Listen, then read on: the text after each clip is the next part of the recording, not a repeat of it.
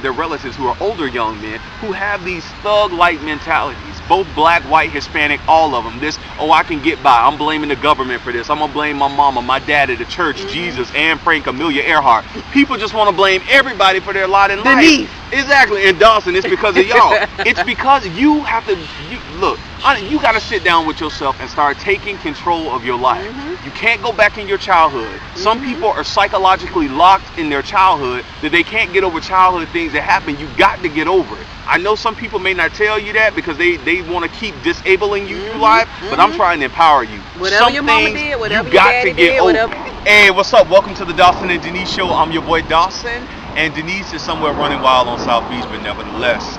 Anyway, I want to thank you guys for rating, commenting, and subscribing to our show. We appreciate each and every one of you, and we thank you for all of your input and all of your advice. Some of you have given us some really good advice over these past year and a half, and we thank you for that. Denise and I did a topic a little over maybe a year and a half, 2 years ago, entitled Love Lockdown, Sex in Prison and in Jail. Well, based on the comments and the response that we've got from that, we decided to revisit that topic and talk about prison rape and people being raped in jail. So we hope you guys enjoyed this video, and we hope that it's informative as well as educational to you guys as well. And we want you to live the best life and always do you, because if you don't, nobody else will. God bless you all. We love you. On behalf of Denise and Dawson, thank you. Hey, what's up? Welcome to the Dawson and Denise Show. I'm Dawson. And I'm Denise. And today we're talking about, tell them what we're talking about. We're going to revisit this prison rape thing that we did 2 years ago when Obama was first becoming president. I had on my little shirt, Obama shirt and all that. Bomba! But we thought, it'll be a good thing to revisit this thing because we have grown as a show, as people. So we just wanted to revisit this. Beautiful South Beach. Yeah, right. Beautiful. I don't see no spectacles, so I can't be looking around, so I got to stay true to the subject. Focus, definitely. We're revisiting this sex in prison / jail because we've been getting a lot of emails, both publicly and privately, about this issue because it's such a hot issue because people do not want to talk about prison rape or prison slavery, sex slavery, which goes on in prison. You're right, because even with our last show, they didn't talk about the prison rape. They talked about me and how my hair was and all this other stuff. She got a lot of comments about her hair. Well, one of the organizations that I like that's doing a lot within the stopping prison rape and sexual slavery is called Just Detentions International. And they seek to end sexual violence committed against men and women and children in all forms of detention. And Just International is on the forefront when it comes to stop prison rape. They also provide mental health counseling for people who get out of prison, and they also provide people who have been raped or sexually assaulted in prison access to the courts to file suit against the jails or the prisons that they were in where the sexual, misconduct happened or the sexual assaults happened. One of the things I want to do is we want to do on this show is, not just bring awareness to this, but also talk about one of the people who was a victim of prison rape. This guy, his name was Bryson Martell. Bryson Martell wrote because he was a very active member of Just Detentions International. With Bryson, he was convicted of check fraud. He was repeatedly raped and beaten in an Arkansas prison. As a result of those attacks, he walked out of prison with a death sentence, not handed down by the judge or jury, but by the correction staff who failed to keep him safe. Bryson contracted HIV because of his rapes. Last June, he died of AIDS-related illnesses. He said, "I know that I had the price to pay for what I did, but I paid double for the price." Before his death, he eventually died, of HIV. So that makes sense. A lot of people are going to jail and getting life. And like you said, not the life that the judge is handing down, but the life because they're contracting these diseases. Because for we want to dedicate this show in the memory of Bryson Martell, for his courageous efforts with Just Detentions International as well as Prison Rape and the Human Watch organization, for standing up and not being afraid to say this happened to me, because we need more people like him to stand in front of Congress, to be on these national debates and panels where people are talking about this, where we can say, hey, this is going on and we need to keep an eye towards this so we can help the inmates who are going through situations like this. So on the Dawson and Denise show, we try not to say what we will and we won't do, but it's easy to go ahead and say and put up all these walls like, oh, they're not gonna do that to me in there. But when you're in this inside, you don't know what you'll do to survive and you take on that mentality. Exactly, like you said, some people like, man, no, cause if I go up in there, man, somebody try me, it's gonna be on. But here's the thing: in prison, it's a subculture. It's a culture. We are the culture out here,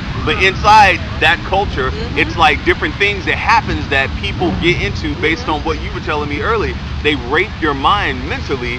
Hey, I gave you hoo-hoos, wham-whams, and soup and everything. So if you can't pay me back, we gonna, like the guy said on that commercial, either we're gonna fight it to the death or I'm gonna take your booty. Exactly. You know, for a man to have your manhood taken away, and then I think sometimes some of the men that has happened to, they may come out trying to be more of a man and want to be more forceful, to the extreme of masculinity. So extreme, and go to beating, exhibiting behaviors that they probably did not exhibit before they went in, to show that, hey, I'm still a man, and just because that person took it away, I'm not gonna let you do it. And here's the thing, coming from a sociologist and also from a psychologist, y'all know I ain't gonna let you get away with that. Some people say having your manhood take away. There are gay guys who have whatever kind of sex they have, or bisexual guys, and they do what they do, but they're still men because they obey the law, they take care of responsibility. But many of them have kids. They have that mental capacity to think like that. I'm talking about they made that choice to be, well, I won't say choice, but then that'll be a whole nother debate. Yeah, that'll be a whole other, you're going to get some comments. They know who they are. They know who they are. Exactly. They're fine within their skin. So it was rape. It was rape. Right. Okay. So if you're talking about a man that was raped and he did not want to do this, that's what I'm talking about. Okay, exactly. So they just took away his, his choice in jail because, hey, they raped you, and now it's bothering you because you are a heterosexual man who's going to prison. You ain't even think about that. You on your mind are a heterosexual woman. Let's not leave the women out, because there's rape that happens to women as well, some by the women in the prisons as well as the correctional officers. Back to my point, if you're thinking in your mind, hey, look, I'm going to prison, I just want to serve my time, I ain't thinking about having no sexual contact with this person of the same sex, but these people are trying me, and I'm seeing this world where people are in relationships, they're having sex, they're same sex and everything. So you're adapting to that culture, especially if you got 5 to 10 to 15, 20 years. Speaking of vulnerable inmates, the people that are most vulnerable in jail, according to Just Detentions International, the most vulnerable peoples in jail are lesbian, gay, bisexual, and transgender, non-violent criminals who have small statures, and they tend to be young and unschooled in personal ways, and especially in the prison life. And here's the thing, there's also a documentary about people going in there when people are transgender and everything like that. Transgender meaning, a person who feels they're a woman, wants to be a woman. Some people have had the surgery, some people have not, but they dress themselves as women. And they didn't know how to do hair, so you get your hair braided. I ain't saying nothing about that. For a pack of cookies. You know what? Let that go. I'm not letting it go nothing. I'm gonna still be me. Hey, but anyway, she drinking a Starbucks. She got some alcohol in there, so she gonna trip out from time to time. But we gonna stay true to this. But when you have and staying true to this is what we do. Exactly. But when you have transgender people who go into jail, now I don't knock gay, lesbian, transgender, or whatever you do you, and do you. But the thing is if you have people who go into jail, one thing people say is, and one thing we read in the articles and the information I have here is that correctional officers were saying, well, you're gay or you're bisexual, transgender, it's not rape because that's what you do anyway. Actually, they're sexualizing human beings based on their sexuality, saying that, you do this anyway, so it shouldn't matter. But here's the thing, just because you're gay, lesbian, bisexual, transgender, or you somebody to sleep with men, don't mean you want to sleep with the person who's trying to rape you. Exactly, yeah. Exactly. So I think the correction officers need to be, let me start over. Okay, so I think the correctional officers on that aspect need to be trained on how to deal with people who are, and I'm glad you lesbian, said that, gay, bisexual, or because transgender. there's not enough training going on with these correction officers. There's not enough training, and then when our men or women get out of prison, there's nowhere for them to go to get out of this mindset, because if you've been in there for 15 years and that's all you knew, coming out, what you gonna do? Exactly. And like I'm gonna take a conservative view, and I have a lot of friends who are conservative, and they've told me, Dawson, look here, man, if these people go out there and commit crimes and different acts, and they can't function in society, why should I care? If these people can't think logically about when to react to crazy people in the world, because you're gonna have people who say different things. You can't go shoot, kill, rob everybody. That's just not how you function in society. So more conservative people would say, okay, Dawson, If they go ahead and they do those crimes, send them to prison, send them to jail. I don't care what happens to them in there. As long as they're not around me and my family, I don't need those people in our society. Now, more liberal people would say you're still a human, and more like the Human Watch organization, they would say, okay, we need to protect these people because no matter what kind of crimes they committed, they're still humans with souls and they need to be guarded. What do you say about that? Honestly, again, I can sit here and say, yeah, they are human, but if someone did something to my child and they were sent to jail, I wouldn't care what happened to them. That's just how I feel.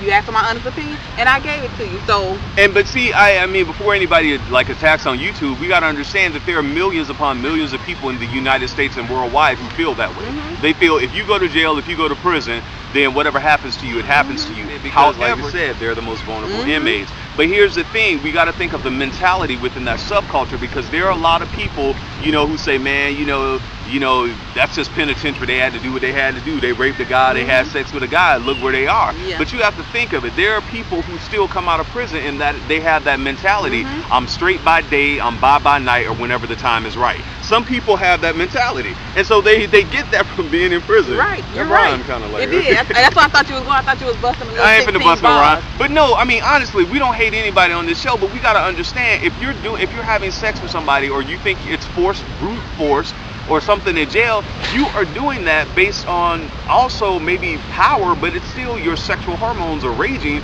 while you're in prison and in jail.